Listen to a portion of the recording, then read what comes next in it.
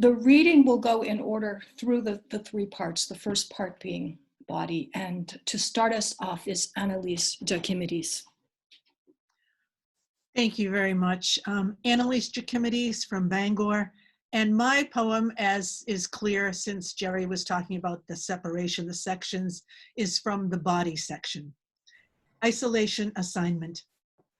My hungers are small, often nothing, sometimes everything. It's you who could feed me, your words, your face, your last days of skin and bones in a sloppy white t-shirt, the dust of your footsteps. You said I'm intended to make a new life, somewhere with someone, welcome words tripping off a new tongue from a new mouth, lighting up a new face. Even as I go on to imagine slump of skin, stumble of snore in the blind night, bodies run mad, how, I must ask, does the face with the mouth and the tongue, the words, and all the rest find its way through this thistle of virus, your iridescence still shimmering on the emptied plate? I want to say that I am so appreciative of the care with which the poems were positioned in this book. And as a result, I am bookended by a piece of artwork by Kifa Abdullah, who did the cover, and it's called No Isolation Number 2. And the other side of me is positioned against a poem by Sharif El-Moussa. And I admire an enormous number of poets in this book and an enormous number of poems that were selected for this book. But I will say that I was unable to choose a poem. The poem chose me. And the poem that chose me was the one that follows me, the one I am bookended by. So that's the one that I will read. But I want to also say that part of the reason, my poem is very intimate, very personal, very small. And although El-Moussa's poem is in the body section, it's much more expansive and broad. And so my poem was welcomed into his poem.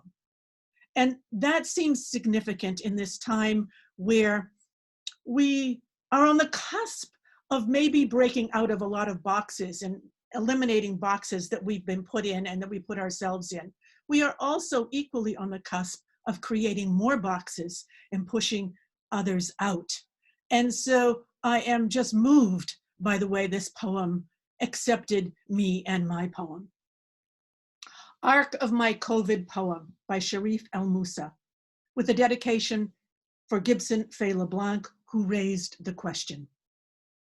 In the beginning, the poem burst a cytokine storm of fear in a handful of words, of distancing and grumbling, fever from the news and rumors, sinking fear from the coffins and data, chills and shortness of breath, nightmares unmasked, estranged hands, strange weakness of the muscles, pleading with demons and demigods, hilarious flights of mind, pain in the breast, pain in the head, pain it did not wish even on the body politic. It could have become a long hauler, but the poem folded inside its own shell, resigned itself, shriveled, a mind without the body, time without the curve, shriveled a few words, one word, a question mark, shriveled a blank page, unburdened even by punctuation. Thank you.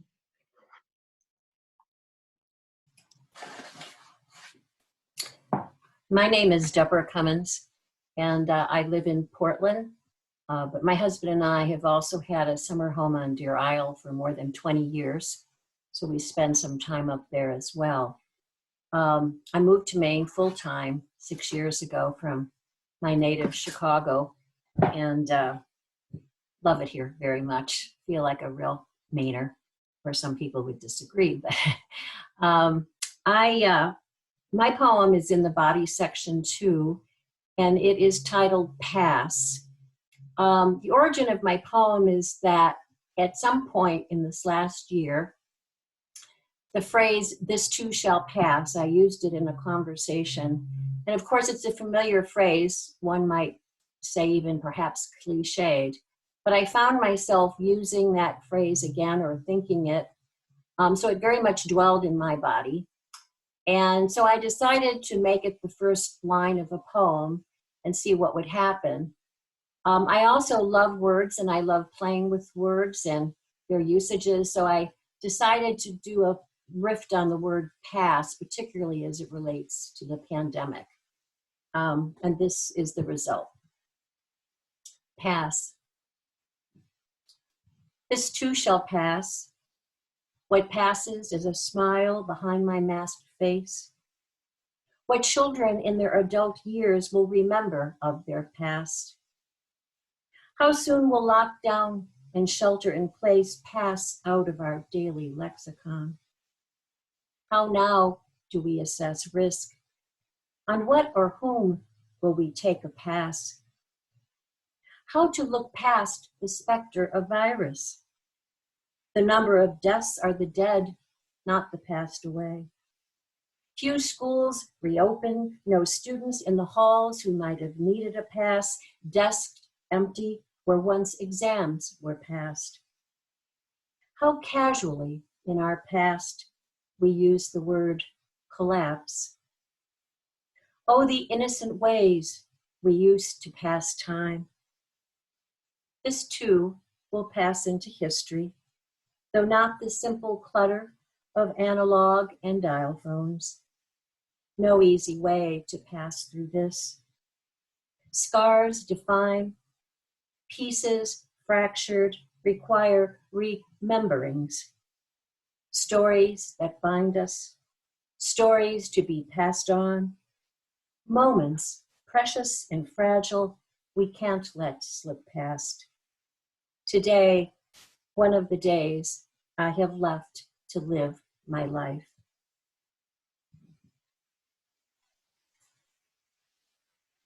For a second poem, I've chosen a lovely poem by Marcia F. Brown titled Quiet Dance. I was drawn to this poem in part. There were a lot of poems, I must say. I'm so impressed with the caliber of work in this anthology, and I so appreciate the care Jeri gave it, and as Annalise said, just in the positioning of the poems and the sections. I think Marcia's poem is in the section called Home, if I'm not mistaken. But I related to Marcia's poem because I recognized myself. I recognized a morning routine that my husband and I experienced in our lockdown, more or less, during this past year. So I was very drawn to this poem because of that recognition. So I'd like to read Quiet Dance. Morning stakes its claims. Bed that cannot smooth itself, cats hungry underfoot. And two, your quiet dance, halting passage down the hall. Tap, shuffle, cane foot, cane foot. I'm reminded of the high polished floor of my childhood dancing lessons. Tap, shuffle, when clatter was our goal. You appear with your bright greeting, your always fresh delight to see me, though I am only tracing my familiar moves from sink to stove, as if I am not that same self you meet here each day, but an unexpected pleasure just discovered in the early sun of your kitchen. No matter that age, infirmity, winter, this pandemic with all its grief, have us mired deep in this routine. No matter how they play, rewind, play us over and over without variation. This alone in you, this unwavering, miraculous want to see me anew each day, defies tedium, defies disconsolation, in the way the cat will start from her nap, stand and arch her back, turn one full circle before resettling herself in blissful sleep, as if finding a whole new world in the exact same place. Thank you. That was wonderful, Deborah. Thank you. You're welcome. My name is Megan Vajant, and I am in the Mid-Coast area in Hope, and so grateful to be and honored to be part of this collection of wonderful poets. The piece that I have in here was really inspired a lot by the language that we were all learning a year ago. All these new terms that we got to hear some in Deborah's poem there, lockdown and shelter in place, and you know, socially distant seemed like a term for psychology, and flattening the curve seemed like something you'd hear about in a mammogram. And this was just really one of my attempts to kind of understand the new language that we were working with. So this is symptomatic. If I could reimagine this word, would I make it less frightening? Replace a T with an H, and it becomes symphomatic, as in the Boston Symphomatic. Cringeworthy, but so much better than Corona. Imagine violins singing of their own volition, tubas bumping and flutes auto-piping. I can see 1940s Little Lulu cartoons on the VHS of my 1980s childhood. Each instrument an apple-cheeked character, bouncing. Perhaps someone will manufacture symphomatic instruments on their home 3D printer. Listen to auto concerts from quarantine. Tell Alexa to warm up the band.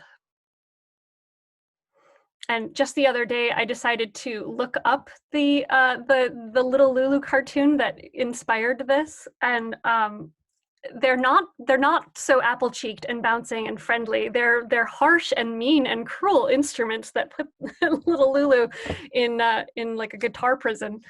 But so that was sort of a little fun, interesting thing to investigate. And the poem that I have chosen from the book to share with you, the second poem, is, I feel like I shouldn't be reading it because I noticed that he is here in our audience, but Craig, if you would give me the honor of reading your poem for the group today. Craig Sipe, Another 4 Weeks in Quarantine. She'd broken out the old Prozac from 2015 because she doesn't believe in expiration dates.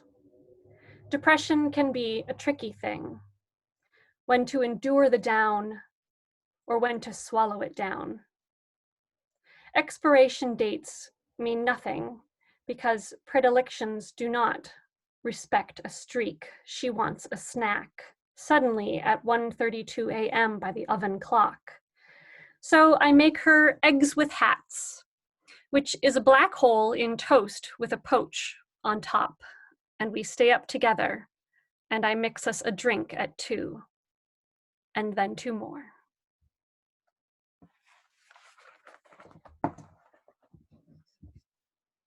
Thank you, Megan.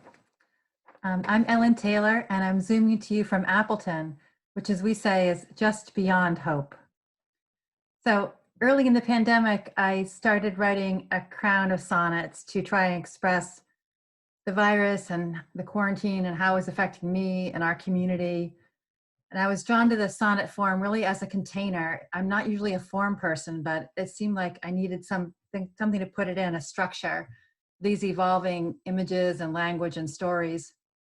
So the poem I'll read is the second one in the series, and it describes a now really familiar phenomena, which is that of the virtual concert. Like, we now know it, but when I first saw it, I was like, wow, this is so cool. It was as novel as the virus itself.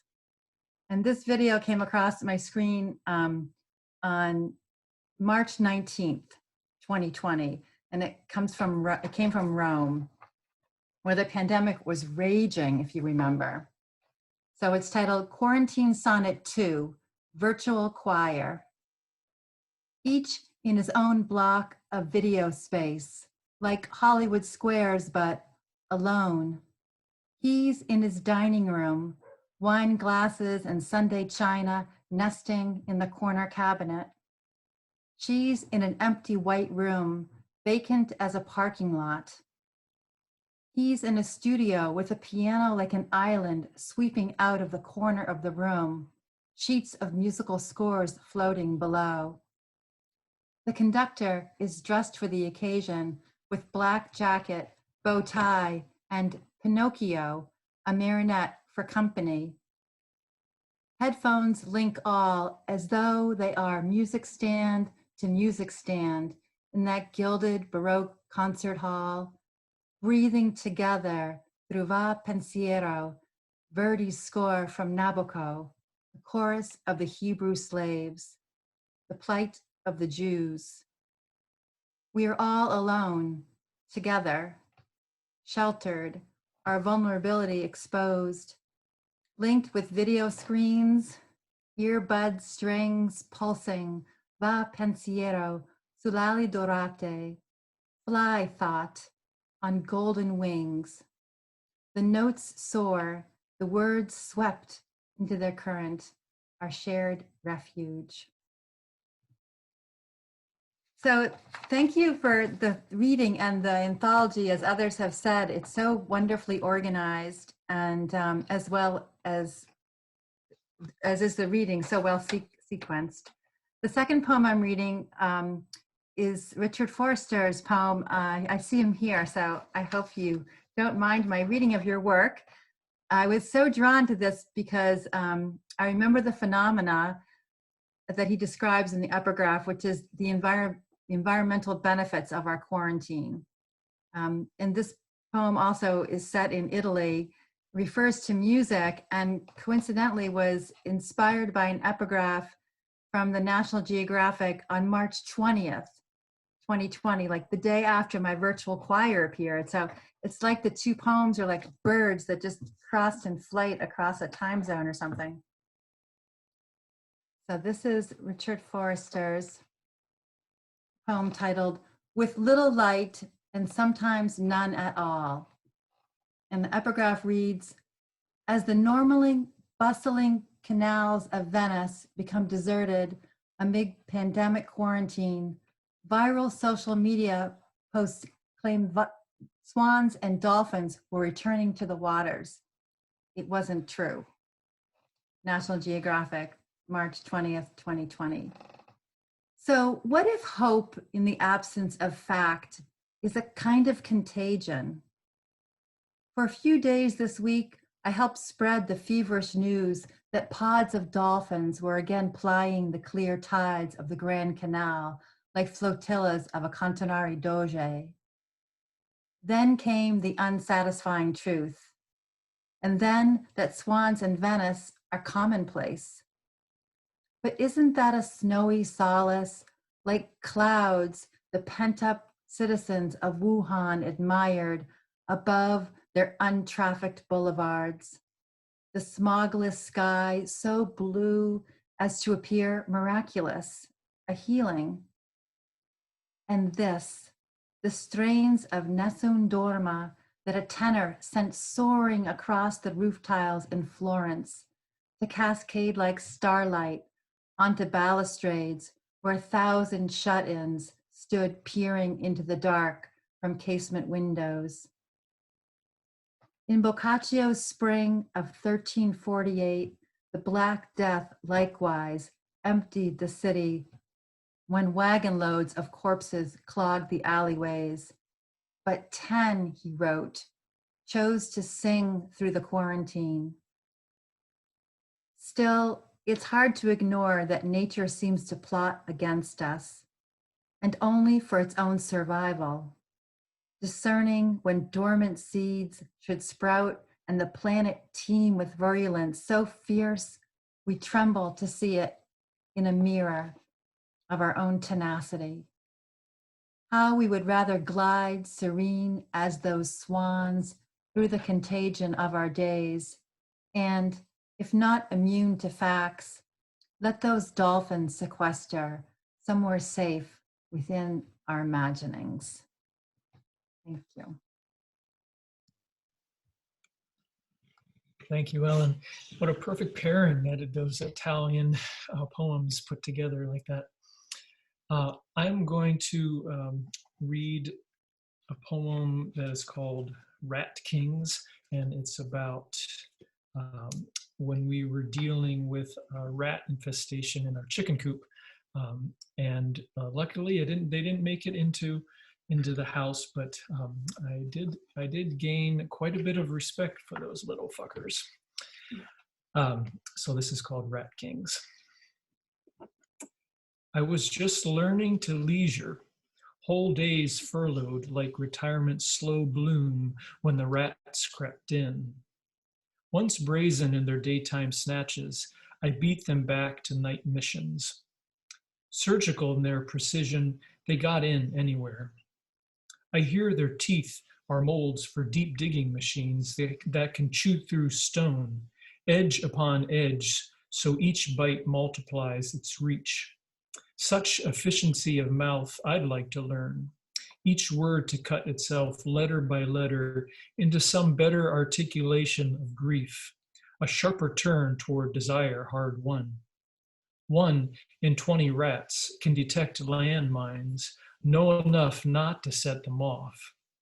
No wonder my traps sit unsprung in the woodshed, their bit of fat not bait, the rest to risk the death they saw their king suffer. The tail, big as a small dog, his face crushed by the kill bar, the king looked like he was sleeping with his hands tucked beneath his chin. At least death was a quick snap. Poison is possible in the future, but it climbs up the food chain. And to die from bleeding out, I'll keep as a last resort. For now, the rest of them, a few, dozens, hundreds, live like fat dwarves of yore beneath the mountains with their hoards of treasure piled up around them from nightly plunders, sleeping bodies nestled together like a fur version of the small intestine, waiting for a new king to rise, bare his teeth, don his crown. And then I'm going to read Adrienne Blevins's Bereavement Status. And I love this poem for quite a few reasons. For one, it's really fun to read. Another one is that it's about the dump, which is someplace I go pretty regularly. But mainly it's kind of the perfect breakup poem. I think that one of the best breakup poems I've ever read, about going to the dump, getting rid of all of the stuff associated with your ex, and then trying to remember his phone number. So bereavement status. And then you lose your losses.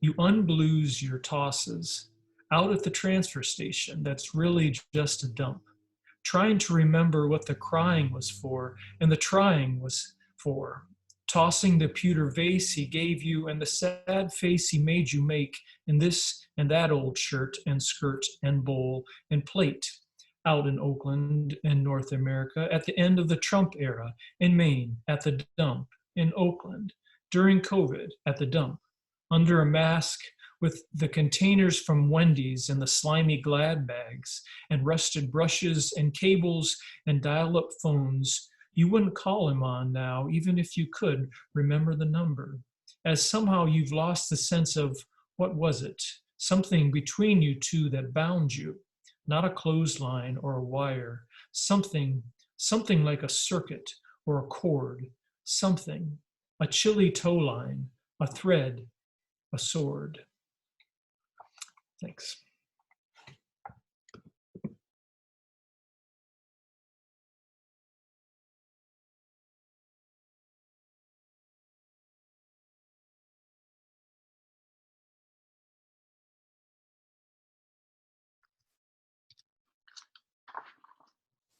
Hi, I'm Phil Carlson. from South Portland. It turns out that Michelle Menting and I, without any knowledge of what we were doing, each submitted Ars Poetica poems for weight. What's more, both our poems are laid out in 4-line stanzas, and both include cardinals and bird feeders. Still, you'll hear big differences, including where they fall in the arc of the pandemic, mine coming from this January and hers apparently from last spring. The poems are somewhat on the long side, so I'll jump right in. Mine is called Ars Covidica. I just got word my poet's license lapsed. A notice came earlier, but it slipped my mind like so much else since lockdown. Gaps riddle my thoughts. I open drafts and find fresh white space on once filled pages, lines that break before they break, metaphors gone sour and aged, ears ringing with angry clangor when I speak my poems aloud. Around me, even worse, the empty streets, sonnet basements shuttered, once bustling free verse markets closed for virus abatement, and now no license. I suppose I could don a mask and petition the board for recertification, but it's hard to imagine a drearier task than answering their sing-song questions. With what tropes do you engage? Should one enjam with stone or wood? When is it best to turn the page? Would you I am if you could? Out of the corner of my eye, I catch a flicker of red. 2 cardinals on the fence, spurning, as usual, the feeder attached to the window frame. Fly hence, feathered friends, I say, succumbing to the laissez-faire rhyme and ennuied cliche, releasing a breath, barely caring if I write another weighty word. I rise to the window, spot the birds in the yard, briefly still, as if painted on the snow.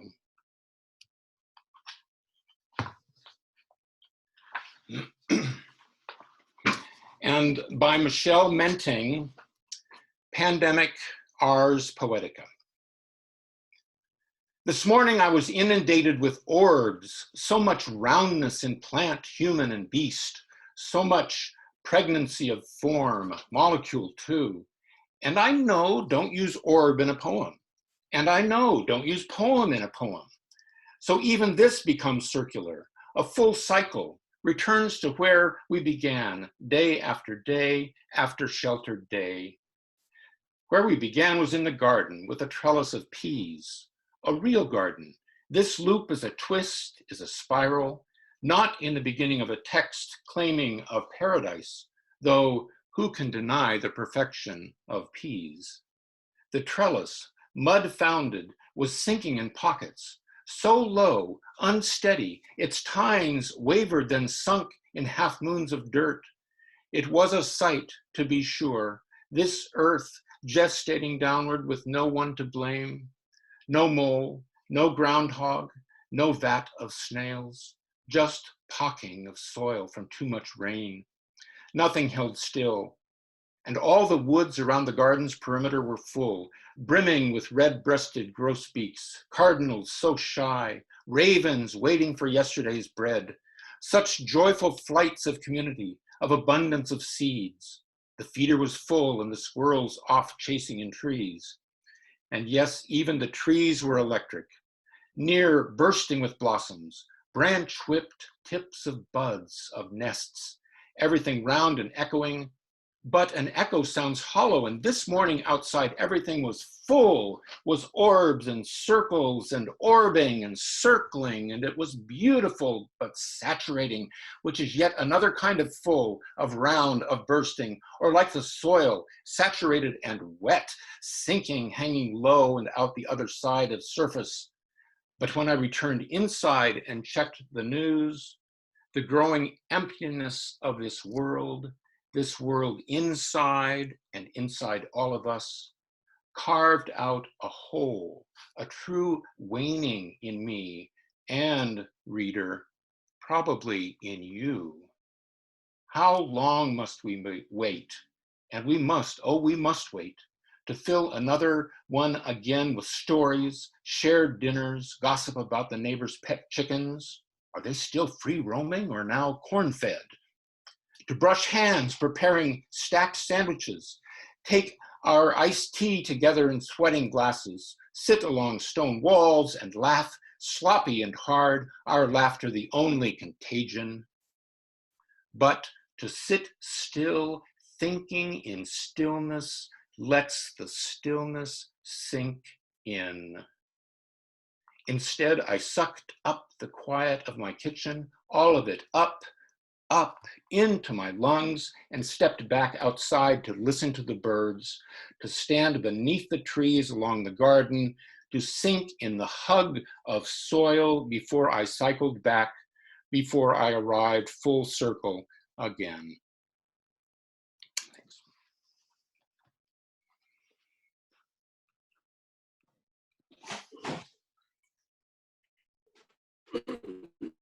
So hi everybody, my name is Jeffrey Thompson, and I'm up in Farmington.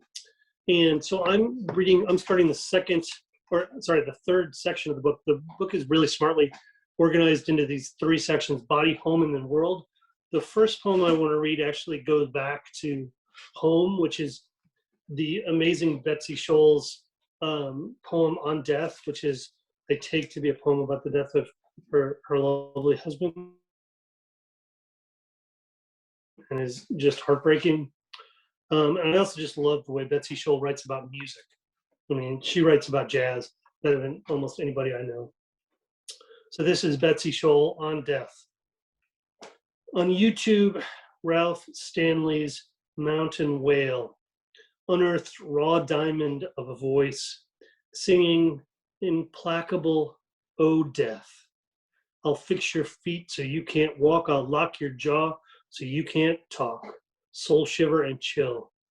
No instrument but that, naked and on Zoom, your thin hospital gown, oxygen tube, COVID's narrow bed, death's I'll take your shoes, your wallet, your keys, I'll take your work and all your degrees, leave you shallow breaths, fevered sleep, eyes closed, lips moving, but no voice. You barely stir. When you hear mine, midnight, is there a nurse in the room as death chills your body, leaves you cold? This very hour, come and go with me. Ralph Stanley's eroded throat raises the hair on my arms. I'll open the door to heaven or hell. But on that threshold, death stops, does not pass through, cannot beyond that portal in vision, a welcome, a new sound, not for death to hear beyond that old implacable no, the yes, where love might still be found. So my poem sort of transitions into the third section, which is world. And as the pandemic began over in this country a year ago, I was teaching the Iliad to my first years. And this line from Achilles, from the first book of the Iliad, really just stuck in my head and stayed there and stayed there and stayed there. He's fighting with Agamemnon, and he says, he calls Agamemnon the king who devours his people. And so that's the epigraph from the poem. And the other thing that this poem tries to do, and probably not as well as Homer, is use some of the long Homeric similes to play out this narrative. So this is how it began. I'm reading this for Jeri because she asked for it. How it began. Beneath the rain of Apollo's plague arrows, Agamemnon cried out, "We have it totally under control. It's going to be just fine."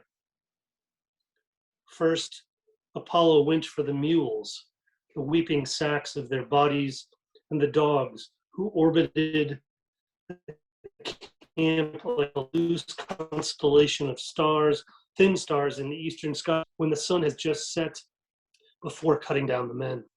You have 15 people, and 15 within a couple of days is going to be down to close to zero, Agamemnon said. It came on like a gathering of dark along the edges of the trees.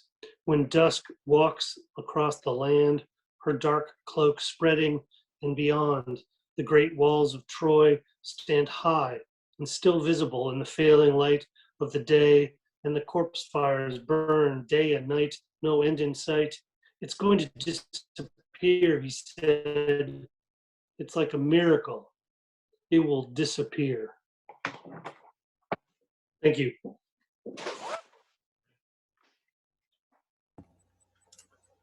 Hi, I'm Jason Grunstrom Whitney, and I'm from Monmouth, Maine, and I'm really happy to be in the world section. This past year, my clan mother, Joanna Dana, passed away, and it really seemed fitting, and I'm very honored to be in this section because she prayed for all of us. She prayed for not only her community, her family, but the world. Just a steady voice, just like the Eastport Tide. So my family up there is from Madocmagook or Peter Dana Point. And I chose to read Raven and Owl. And Raven is the keeper of light, and Owl stitches dreams together. And what I noticed early on in the pandemic is people talked to me about strange dreams that they were having. Not only was there the devastation with death and suffering that we went through, but also the dreams that people were having. Raven and Owl. It was 10 minutes before dawn. Raven nervously shifted from one foot to another on a high pine bough. Owl flew in wearily and landed next to Raven. My sister, you are getting here later and later. You know I can't bring dawn till you stitch all dreams on the web of being. Raven was irritated. My friend, there are too many pandemic dreams fueled by uncertainty, fear, and worry. The dreams are many, strange, and hard for me to work in, like uncarded wool into fine silk brocade. I am exhausted. Owl closed her eyes. Raven let her sleep and painted orange and crimson on fat clouds that looked like massive koi fish. His mind roiled with the clouds. And I chose to read a poem from my dear brother and dear friend, Jay Franzel. And all during the pandemic, Jay and I get together about it once every 2 weeks and around a fire and socially distance. And we start talking about nature. It ends up a little bit later on into poetry and then naturally leads into spirituality. So this one's called Night Walk Dog. We are walking down the hill in the rain. Turn south on this tar road. A walk we seldom take. It's a light rain, but I'm surprised dogs walk this far, as our night walk is usually short, and he doesn't like the rain. I keep him leashed at night, porcupines. Days, he runs free for miles in the woods. Light snow thickens the rain. No cars yet. I step on a rock, stop to pick it up. We keep walking past the trailer on the left. No lights, empty driveway. We've walked half a mile, turned back up the other side, past a telephone pole, another silent house. Still no cars. Air heavy, rock wet on my glove. I am telling you this because this is my life. Rabbi Cordovero wrote, "Don't say this is a rock and not God. God forbid. Rather, all existence is God. I feel in my hand a cold, wet rock."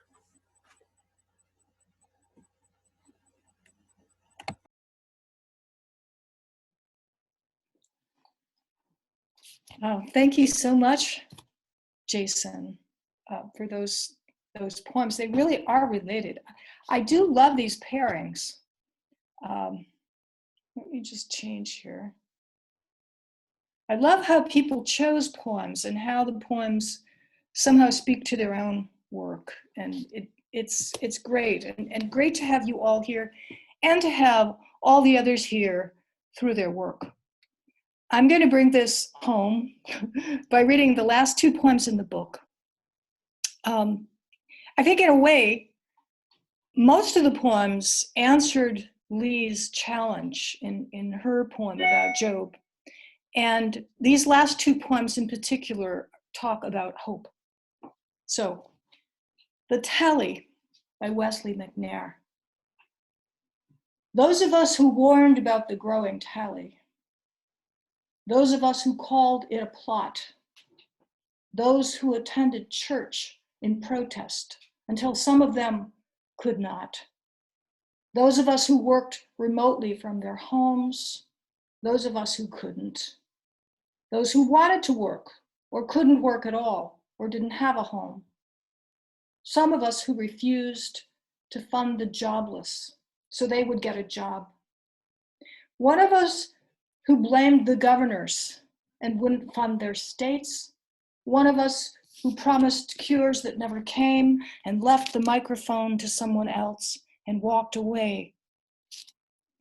Those who wouldn't wear a mask because they loved their freedom, those who marched for others who weren't free, those who said they couldn't breathe in the hospitals and said it in the streets, the many living at a distance, the many others who got exposed, the few who risked their lives for patients in the ER up close.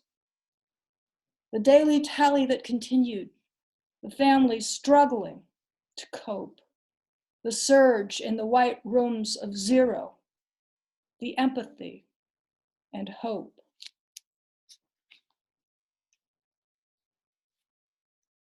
And this little poem, the final poem in the collection, I knew when I read the two poems by Claire Hersom that they were prayers. And I wanted to end with a prayer. And this is a prayer, it's sort of a benediction. And I think what a fine way to close out a collection that started with Job and Lee's wonderful poem. Inertia by Claire Hersom. The clock has lost its job to hollow time, and I to silence, defined by the exercise of a mean fate that tells us hearts will break, then they'll mend, and joy will limp up the lane again, waving its tenacious promise of hope. So be it. Amen. So be it.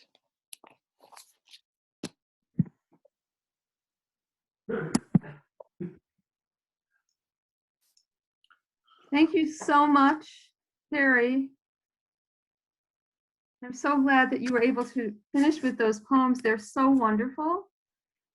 And I really want to take some time now to thank everyone who was here, and especially some people who have made Littorally Alive possible over the past months. For example, Kate Hagopian-Berry and Megan Sterling, who are two of the founders of Littorally Alive. And I wanted to let all of you know that both of them will be at Curtis Memorial Library next week, next Wednesday. And it would be great if everyone here could come and go there. It's a virtual event. You can find out about it at the Curtis Memorial Library website. We also have many of the writers connected with Littorally Alive who are having launches and other poetry and readings this month. On Wednesday, April 25th, Eleanor Morse, who is one of our writers from North by Northeast, is having the launch of her novel, Magritte's Harbor, and that's through print. On May 7th, Megan Sterling is having the launch of her poetry book, also at print. And on May 13th, Lee Sharkey's book is being launched, I will not name it except to say, which we have referred to today. And finally, North by Northeast 2 is launching at print on May 17th, excuse me. So a lot of things happening. It's a wonderful thing that Maine literature is so vibrant, that there's so much happening. And it's my hope, my fervent hope, that before the summer is over, we'll be able to meet together in person in a live event, and be able to hug each other or shake hands with each other, and present our work in person. I'm hoping for this, and we'll certainly let you know as soon as that happens. So thank you all for coming. Thank you for writing. Thank you for being part of Littoral Books. We really appreciate it, and we hope you have a wonderful evening. Thank you.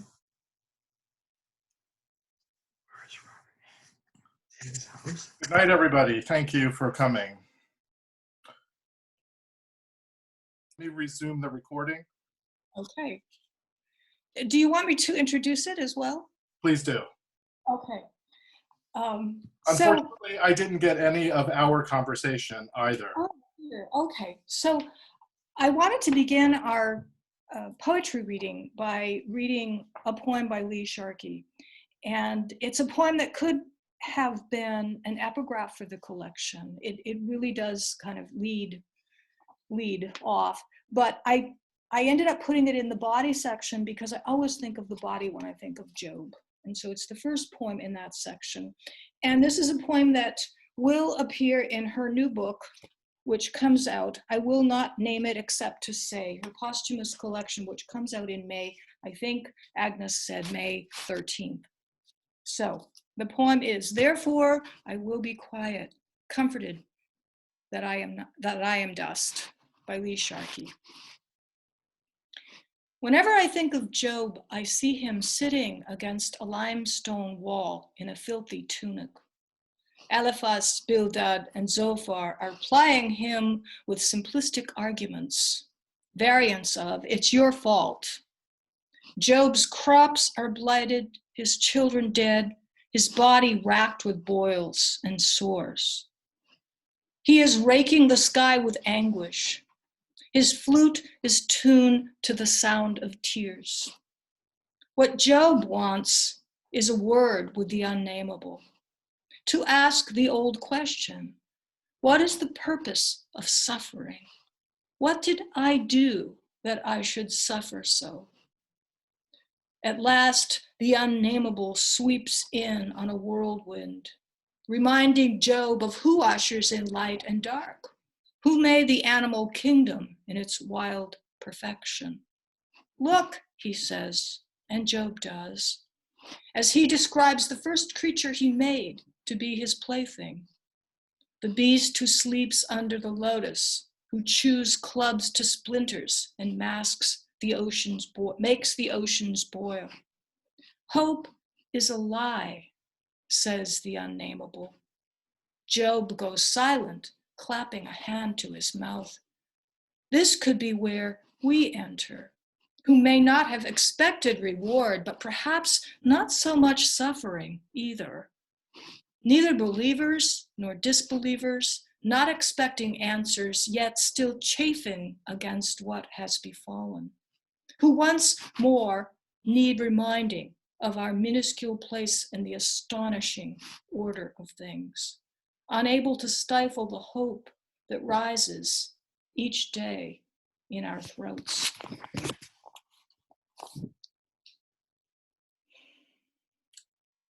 I have to admit, I'm glad I messed up the recording so I could hear that again. It's such a wonderful poem. Yeah, thank you so much. And this night, I think, went very well. And Annalise and Philip, thanks for sticking around. And everybody else who's in the audience, thank you for sticking around. And I think we're doing something. Did Agnes mention something May 26th? Yes, North by Northeast. Okay, so she did mention that. Okay, we'll see everybody then. Okay. Thank you, Robert. You are awesome. Very good host. Well, I just press buttons. Sometimes I forget to press them. Take care. Good night, all. Thanks so much. Thank you. Goodbye.